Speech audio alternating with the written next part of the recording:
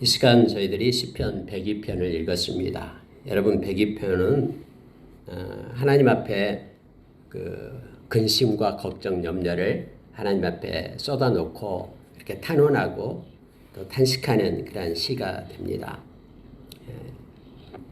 이름 없는 하나님을 섬기는 백성이 여러 가지 상황이 어려운 가운데 처해 있으면서 구원자 되신 하나님 앞에 나의 도움은 하나님밖에 없습니다 라고 외치면서 마음을 진실되게 쏟는 바로 시가 바로 102편이 됩니다. 성경에 보면 이렇게 되어 있습니다. 2절에 보니까 나의 괴로운 날에 주의 얼굴을 내게서 숨기지 마소서. 주의 귀를 내게 기울이사 내가 부르짖는 날에 속히 내게 응답하소서. 인생은 이 앞전에 우리가 90편에서 그 솔로몬의 시 가운데 있었죠. 이렇게 우리 인생은 70이고 간간하면 80이다라고 하는데 그 인생을 딱 들여다보니까 이 슬픔과 수고와 슬픔뿐이다라고 말하잖아요. 그러니까 누구에게나 인생은 괴로운 날이 있습니다. 어떤 모양이든 그렇게 굴곡진 삶이 있어요. 뒤돌아보면 그렇지 않는 사람이 아무도 없습니다. 그래서 여러분 예수를 믿어도요. 이렇게 여러 가지 고난이 오고 또 어려움이 옵니다. 그런데 다른 것이 있다면 우리는 예수님께 기도하는 자고 또 예수님께서 가장 좋은 것들로 그 모든 것들을 합력하여 선을 이루면서 이끌어 주시죠. 우리가 고린도전서 10장 12절의 말씀처럼 환난의 때, 고난의 때가 올 때 또 넉넉히 이길 수 있는 힘을 우리에게 주님은 공급해 주십니다. 뿐만 아니라 가장 아름다운 피할 길을 내셔서 우리의 믿음을 성숙시켜 주시죠. 그래서 예수 믿으면 오는 재난이 피해가고 도망가고 다 평탄한 길을 걷고 이게 아니라 사망의 음침한 골짜기로 다닐지라도 우리에게 힘이 공급된다라는 거예요. 하나님의 함께 하심이 있고 또 그것 때문에 오히려 우리 인생이 더 기름지고 복되게 하나님께서는 사용하신다라는 것을 기억하기 때문에 고난 중에도 우리가 슬퍼하지 않고 하나님을 찬양하고 경배할 수 있음을 봅니다. 시인도 역시 나의 괴로운 날이 있다라고 말합니다. 그럴 때 나의 괴로운 날에 주님 얼굴을 내게서 감추지 마십시오. 나를 향하여 보십시오. 하나님 앞에 있겠다라는 것입니다. 괴로운 날에 하나님의 보좌에 나아가 하나님 앞에 기도할 때에 하나님 나의 기도에 귀를 기울이사 내가 부르짖는 그 모든 것들 하나님 다 들으시고 하나님이 응답해 주십시오 라고 시인은 지금 말하고 있습니다. 다시 말하면 시인은 내가 고난의 때 어려움 때가 나한테 싹 없어지고 지워버리십시오 이게 아니라 고난의 날 어려움 때가 오더라도 하나님 넉넉히 이길 수 있는 은혜를 주시고 내가 기도할 때 하나님 얼굴을 내게 비추사 하나님께서 다 응답해 주시고 가장 좋은 것들로 이루어 주십시오 라고 하나님 앞에 기도하고 있음을 봅니다. 자, 그가 얼마나 어려운 순간이 있는가를 시인은 이렇게 표현을 합니다. 자, 4절에 보십시오.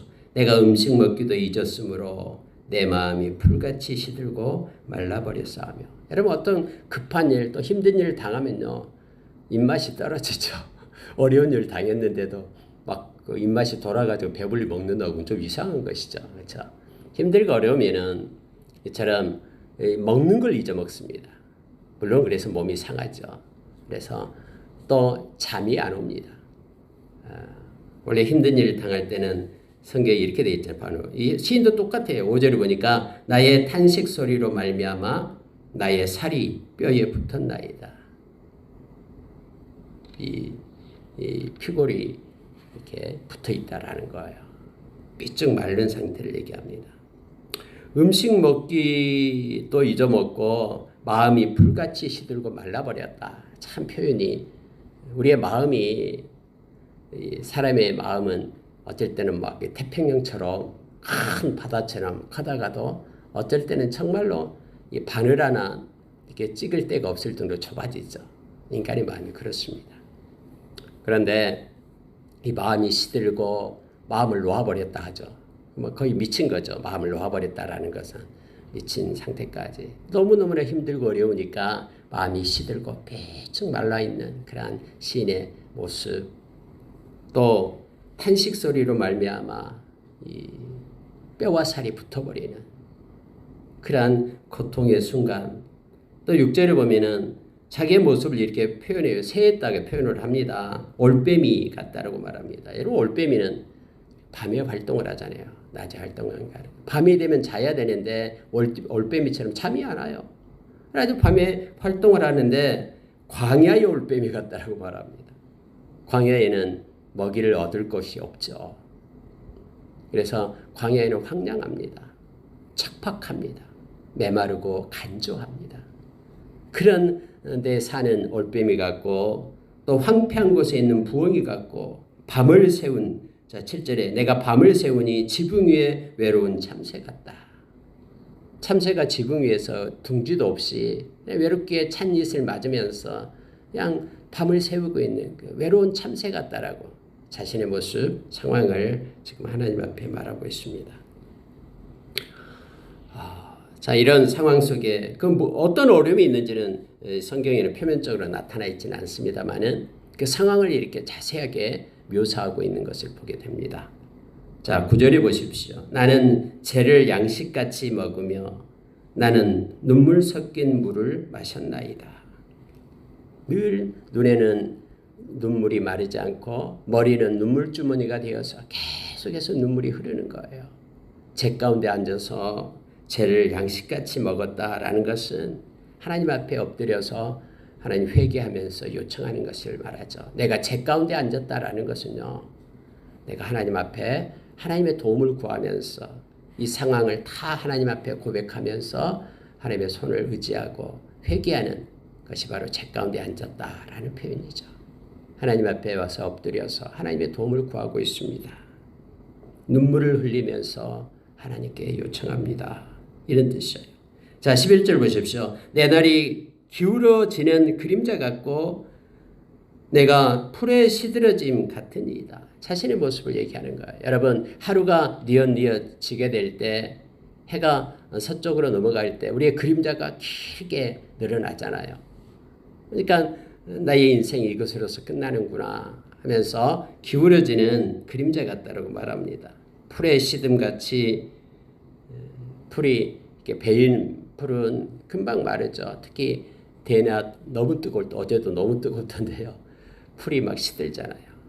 이와 같은 자기의 모습을 지금 하나님 앞에 그대로 자기의 마음의 상태, 자기의 상황, 또 자기가 어떠한가를 이렇게 시인은 솔직하게 그리고 간절하게 하나님 앞에 보좌에 나와서 기도하고 있는 모습을 보게 됩니다. 왜 시인이 이렇게 기도할까요? 하나님이 살아있기 때문에 그렇죠. 하나님만이 구원자 되심을 알기 때문에 그렇죠. 그래서 여러분 마지막에요 이렇게 환난의 때가 우리가 계시록을 읽어보면은 재난의 때가 오잖아요. 막 그러한 대접이 7대접이 부어지고 나팔 7나팔이 울리고 7기첨에 인이 떼고 나팔이 불려지고 대접이 이제 마지막에 부어지는데 그러한 순간에 여러분 막 환난이 이 땅가운데 나타나요. 그런데요 환난이 있다라고 회개하고 돌아온 거 아니에요. 환난이 있고 근심 가운데 있고 어려움이 있다고 해서 하나님 앞에 손들고 하나님 앞에 엎드려 재 가운데 앉아서 하나님의 손을 구하는 것 아니에요. 하나님을 아는 자만이 하나님 앞에 구합니다. 하나님을 믿는 자만이 하나님 앞에서 두 손 들고 하나님께 긍휼과 자비를 요청하는 거예요. 그러나 하나님을 믿지 않고 알지 못하는 이들은 어떤 고난 가운데 있어도 하나님 찾지 않습니다. 그 고난 때문에 그래서 망하게 되는 거예요. 주님은 약속해 주시잖아요. 주의 이름을 부르는 자는 내가 구원하겠다라고 말합니다. 내가 잘했든 잘못했든 어떤 죄를 지었든 간에 내가 주의 이름을 부르는 자들은 그가 구원을 얻게 됩니다. 하나님으로 부욕해 됨을 알게 합니다. 천국은 죄 짓지 않는 자가 가는 곳이 아니라 회개하는 자가 가는 곳이고 하나님께 요청하는 자가 하나님의 긍휼을 입은 자가 천국 가는 것임을 우리는 너무나 잘 알고 있습니다. 그래서 이 시인은 13절에서 이렇게 말해요. 주께서 일어나사 시온을 긍휼히 여기시리니 지금은 그에게 은혜를 베푸실 때라. 정한 기한이 다가옴이니이다. 이 시인은 이걸 알고 있어요. 하나님은 당신의 백성을 외면하지 않는다라는 것을. 결코 떠나지 않고 버리지 않는다라는 것을 알고 있어요. 그래서 시온 하나님의 백성을 긍휼히 여기시는 분이 우리 하나님이고 하나님은 살아계셔서 긍휼과 자비를 베푸실 것인 걸 알고 있기 때문에 어려운 가운데 힘든 가운데 손들고 사람한테 손 내미는 것이 아니라 하나님 앞에 엎드려 간구한다라고 지금 성경 우리에게 가르쳐주고 있습니다. 하나님은 때가 있다라고 또 그가 말하고 있죠. 하나님은 은혜를 베푸실 때라라고 말합니다. 하나님은 사람의 시계에 의해서 움직이는 분이 아니라 하나님의 시계, 정확한 시계 그것에 의해서 움직이고 계시죠. 사람은 조급해하면서 불평하고 원망하지만은 그러나 하나님은 정확하게 하나님의 때에 하나님의 일하심을 이 시인은 알고 있습니다. 그래서 그에게 은혜를 베푸실 때라, 그에게 하나님의 백성에게 은혜를 베푸실 때라, 정한 기한이 다가옴이니다. 하나님이 정해놓은 하나님의 때가 카이로스의 때가 다가온다라고 하면서 엎드려 하나님의 일하심과 하나님의 그러한 자비와 긍휼을 베풀어 달라라고 시인은 기도하고 있음을 보게 됩니다. 그때에 하나님께서 은혜를 베푸실 그때에 하나님의 때에 15절에서 이에 문나라가 여호와의 이름을 경외하며 이 땅의 모든 왕들이 주의 영광을 경외하리니 하나님이 영광 받으실 그때에 하나님께서 긍휼과 자비를 베푸실 그때에 하나님이 영광이 나타나서 많은 이들이 하나님을 경외하게 될 것이다라고 시인은 지금 말하고 있습니다. 특히 여러분 시인은 22절에 보면은 그때에 민족들과 나라들이 함께 모여 여호와를 섬기리로다. 그때를 갖다 확장시켜요. 여러분 우리가 이제 말씀을 읽을 때 우리의 때가 있잖아요. 우리 자신에게 주어지는 그러한 하나님의 은혜의 때, 구원의 때가 있죠. 뿐만 아니라 하나님의 구속사 흐름 가운데 하나님이 행하시는 이 인류 역사에 행하시는 하나님의 때가 있음을 우리는 압니다. 그래서 우리가 깊게 기도하면서 하나님께서 일하신 가운데 우리가 함께하며 하나님의 이끄신 가운데 우리가 있기를, 그래서 하나님을 찬양할 때 거룩한 무리들과 함께 연합하여 하나님을 경배하고 찬양하는 그 무리 가운데 우리가 있기를 우리가 기도하며 나가기를 원합니다. 그래서 여기서는 이제 시인도 확장시켜요. 그때의 민족들과 나라들이 함께 모여 여호와를 섬기리로다 하면서 우리 주님 오시고 하나님의 나라가 임할 때에 많은 무리들 오대양 육대주 열방 곳곳에서 거룩한 하나님의 백성들이 다 손을 들고 우리 주님을 찬양하며 경배하며 그렇게 주님께 예배하고 높일 때가 오게 됨을 성경은 우리에게 가르쳐 줍니다. 이 시인은 확장돼서 보는 눈, 믿음의 눈이 확장돼서 여기까지 보면서 하나님 앞에 지금 시를 짓고 또 소망을 하나님 앞에 아뢰고 있음을 보게 됩니다. 우리가 깊이 기도할 때 때로는 기도가 우리 자신의 문제부터 시작되지만 점점점 확장되어서 교회의 문제, 나라의 문제, 열방의 문제, 하나님의 그런 눈물이 있고 뜻이 있는 그 모든 문제까지 우리가 기도의 그 지경이 넓어지고 확장되며 하나님이 일하신 가운데 우리의 기도가 쓰임받기를 우리도 원합니다. 자, 여러분 17절에 보십시오. 여호와께서 빈궁한 자의 기도를 돌아보시며 그들의 기도를 멸시하지 아니하셨도다. 이 일이 장래 세대를 위하여 기록되리니 창조함을 받은 백성이 여호와를 찬양하리로다. 정말 엄청난 메시지가 바로 이 말씀 가운데 있습니다. 여러분 힘없는 한 노인의 기도, 한 할머니의 기도가 군대에 있는 그런 장성한 큰 청년들의 100만 명의 힘보다도 더 강하다는 것을 우리는 잘 압니다. 영적인 눈이 없을 때에는 이 기도를 우습게 알지만은 영적인 눈을 뜨게 되면은 우리의 이 기도가 하나님의 일하심에 하나님께서 사용하시는 통로가 됨을 우리가 기억하기를 원합니다. 우리가 열방을 놓고 기도할 때에 내 기도가 못할까? 이게 아니라 열방을 놓고 기도할 때 하나님 우리의 기도를 사용하셔서 우리가 이 세상을 떠난 후에도 하나님 우리의 기도를 여전히 사용하시며 그날의 백성을 이렇게 세우고 믿는 자를 모으실 것입니다. 오늘 시인은 이걸 알아요. 여호와께서 빈궁한 자의 기도를 돌아보신다라고 말합니다. 기도하는 자가 이깁니다. 그리고 기도하면은 하나님의 손이 움직이십니다. 하나님의 일하신 가운데는 우리 기도가 들어 있습니다. 그래서 우리가 기도할 때 하나님의 영광을 받으시는 거예요. 우리가 어떤 기도든 예수 그리스도의 이름을 의지하고 그의 피공로를 의지하고 예수님의 보혈을 힘입어서 우리가 기도할 때 하나님은 영광 받으신다라고 성경에서 약속해 주고 있어요.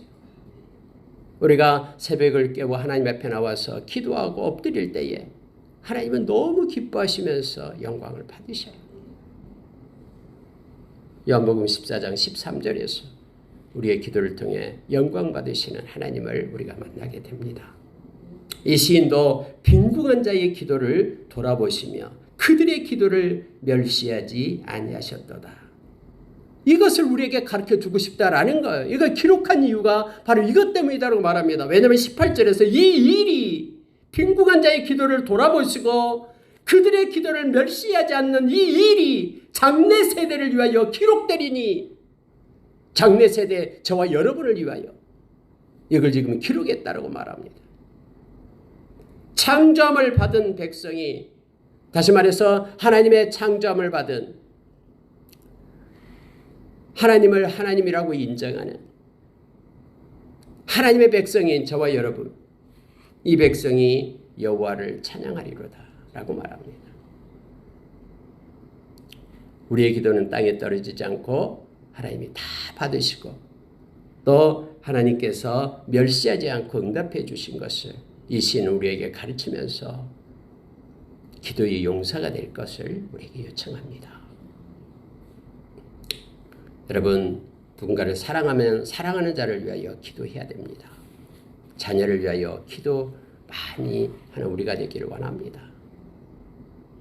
또 나라를 사랑하면 나라를 위하여 기도해야 되고요. 교회를 사랑하면 교회를 위하여 기도해야 되고요.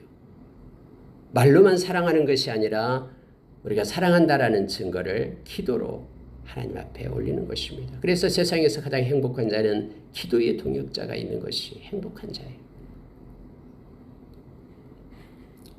자, 성경은 이렇게 말합니다. 20절 보십시오. 이는 갇힌 자의 탄식을 들으시며 죽으기로 정한 자를 회방하사 여호와의 이름을 시온에서 그 영예를 예루살렘에서 선포하게 하려 하심이라 라고 말합니다. 여호와는 그의 높은 성소에서 굽어보시며 하늘에서 땅을 살펴보셨으니 누가 기도하나? 하나님의 보좌에서 하나님은 지금도 귀를 대고 우리의 기도 소리를 듣기 위하여 굽어보시고 계신다라고 말합니다. 하나님은 하늘에서 땅을 지금 살펴보고 계셔요. 참된 예배자를 찾고 있고 하나님을 찬양하고 기도하는 자를 찾고 계신다라고 지금 이 시인은 우리에게 가르쳐 주셔요. 그러면서 하나님은 갇힌 자의 탄식, 빈궁한 자의 기도, 그들의 기도를 멸시하지 않고 다 들으시며 심지어 그 기도 때문에 죽으기로 정한 자를 하나님을 해방시켜 주신다라고 말합니다. 죄의 값으로 멸망시킬 그들을 회개하고 돌아오고 하나님을 찾는 그들의 기도를 들으시고 그들을 해방시켜 주시는, 용서해 주시는 하나님 되심을 이 시인은 우리에게 지금 가르쳐 주고 있는 거예요.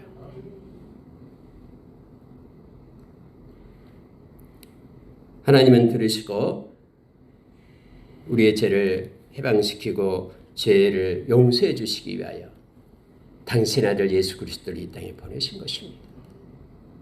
그의 피값으로 우리의 죄값을 지불하신 거예요. 26절부터 27, 28절 보고 마치겠습니다. 천지는 없어지려니와 주는 영존하시겠고 그것들은 다 옷같이 낡으리니 의복같이 바꾸시면 바꾸려니와 주는 한결같으시고 주의 연대는 무궁하리이다. 우리 주님은 영존하신 아버지 되신다라고 성경이 말하고 있죠. 영원히 존재하시는 분. 그래서 요한일서 2장 15절에서 17절의 말씀을 보면은 세상과 세상에 있는 것을 사랑하지 마라. 그 이유가 뭐냐면 그건 잠깐이다라는 거예요. 그건 잠깐, 정말로. 그리고 하나님의 뜻은 영원하다라고 말합니다. 그래서 우리가 하나님의 뜻인 말씀을 붙잡고 살아야 됨을 성경은 우리에게 가르쳐 줍니다. 주는 영존하십니다. 이 세상의 천지는 옷같이 낡아진다고 말합니다. 이 세상 천지가 영원한 것 같지만은 그것은 바뀌고 바뀝니다. 그러나 하나님의 말씀은 영원하고 주님은 한결같으시며 주의 연대는 무궁합니다. 그와 같이 영원한 생명을 하나님은 저와 여러분에게 주었습니다. 그래서 여러분 28절요. 주의 종들의 자손은 항상 안전히 거주하고 그의 후손은 주 앞에 굳게 서리이다 하였도다. 생명의 물줄기가 우리의 가정 가운데 힘있게 흘러가기를 원합니다. 우리의 자녀들이 또한 주 안에서 그렇게 세워지고 또 그 자녀들이 또 영생 얻는 놀라운 복이 각 가정마다 힘있게 흘러가는 은혜가 있기를 원합니다. 우리 함께 기도하겠습니다.